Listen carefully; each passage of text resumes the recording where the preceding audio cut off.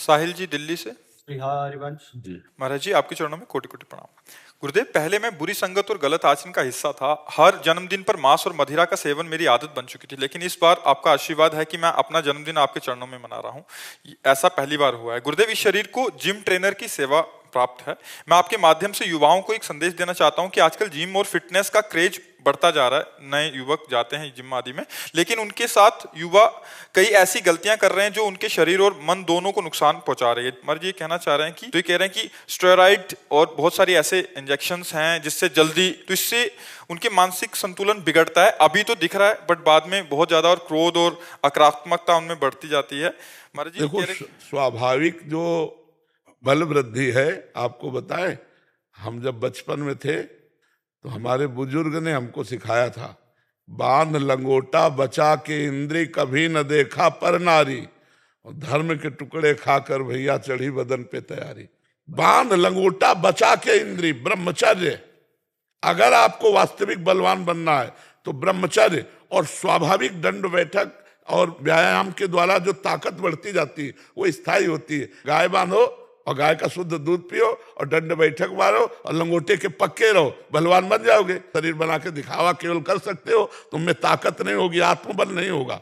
पहले नहीं होता था, गांव में 10-20 पहलवान होते थे मठा पी के, नहीं। वैसे हम सबसे कहते हैं कि बाहरी चीजों से शरीर को फुलाना या बढ़ाना ये कोई पहलवानी नहीं है।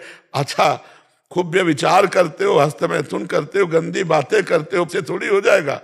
ब्रह्मचर्य से रहो, नमक रोटी खाओ। और ये हम तुम देखा है ऐसा पहलवान, और ऐसे को गद्दा की तरह उठा के पटक दिया, क्योंकि ब्रह्मचारी है और नियमनिष्ठ है। हम जानते थे वो सदुवई में था। अब तुम लोग तो नई अवस्था के हो। हरशंकर बाबा का नाम नहीं सुना होगा, अयोध्या के हरशंकर बाबा कोड़नी है हमारे जन्मभूमि के पास। तो वहां दंगल देखने गए थे जब बच्चा थे, तो जो ये हरशंकर बाबा गए तो ऊपर चद्दर ऐसे उड़े हुए थे।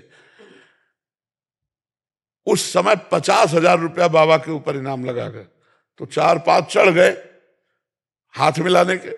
बाबा ऐसे हाथ पकड़ के ऐसे मारते, 3-4 खोपड़ी के वाले से चले जाते। 4-5 बोले अयोध्या का सिंह है, हाँ, फेंका चला ऐसे, बजरंग बली एकदम बाल ब्रह्म, वैसे चलते थे बाल ब्रह्मचारी।